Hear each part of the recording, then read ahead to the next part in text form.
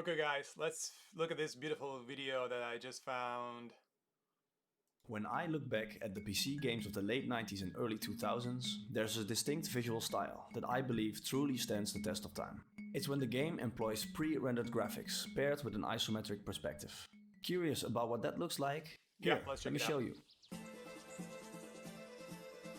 Just look at how beautiful that looks, man. Look at those aesthetics. And those games are like 20 and more years old, right?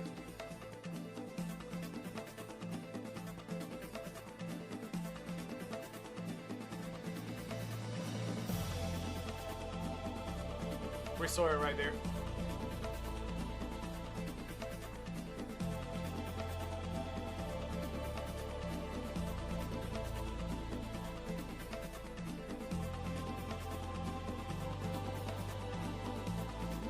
Diablo 2, timeless classic. Oh, Fallout 2, haven't played this one. Is it just me, or do these games look just as beautiful as they did over 20 years ago? The rich details, the handcrafted feel and level of cohesion all culminate into one of my favorite aesthetics of that era. Yeah, that's true. Those games are like 20 and more years old and they still look phenomenal. And I would go anytime back and play them. I would play those games before I would play any of the modern games. Like, it's crazy how beautiful they look. Where did this style come from, you might ask? Well, allow me to explain. Back in the late 90s, real-time 3D graphics were still in its infancy. These early games were usually pixelated, lacked details and suffered low frame rates.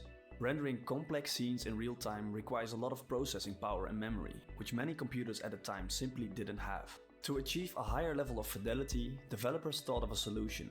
They'd create highly detailed environments, characters and objects, then render them on powerful PCs as static images or sequences of images.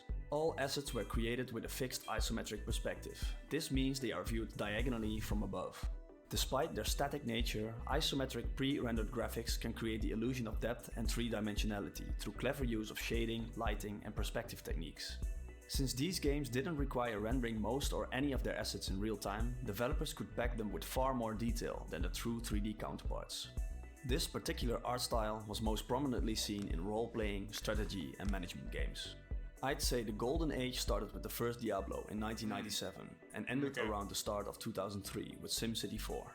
Occasionally, you'd still stumble upon a game using this art style, but by the end of 2004 it had largely become obsolete. Which leads me to the question, why was this technique mostly abandoned by the mid-2000s? The whole reason this technique was used in the first place was due to hardware limitations. However, as we entered the mid-2000s, rapid advancements in new graphics hardware and rendering techniques emerged. These advancements made it possible to render 3D graphics in real time that didn't look like a slideshow.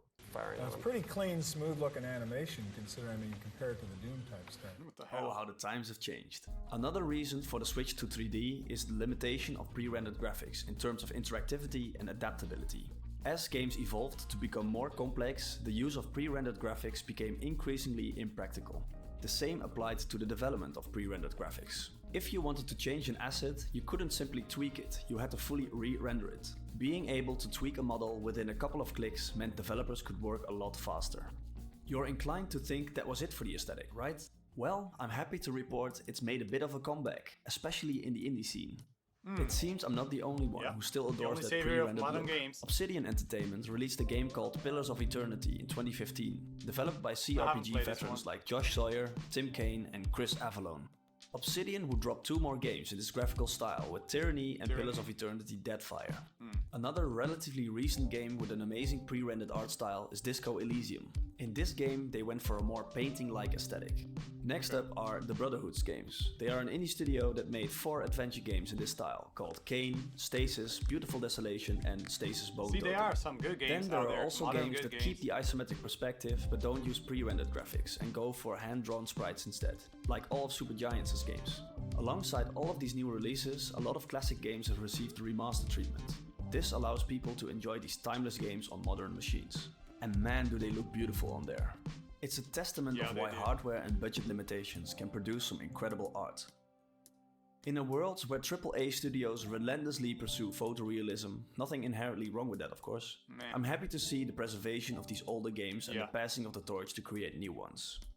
I've compiled a list of my favorite games in this style that I think deserve your attention. Feel free to pause the video if you need to.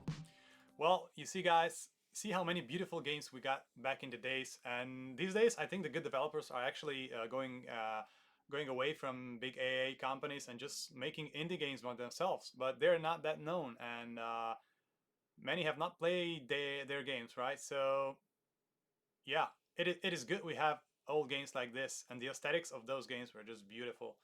Um, yeah, and I think it's fine because there's a plenty of games out there that you can just go back and replay it. Um, I don't know if we'll ever return to to to quality games like they were back in the day, but yeah, at least we got them. We can go any day, anytime we want to, and just replay them. And yeah, and there's a lot of games that I haven't played there, so awesome.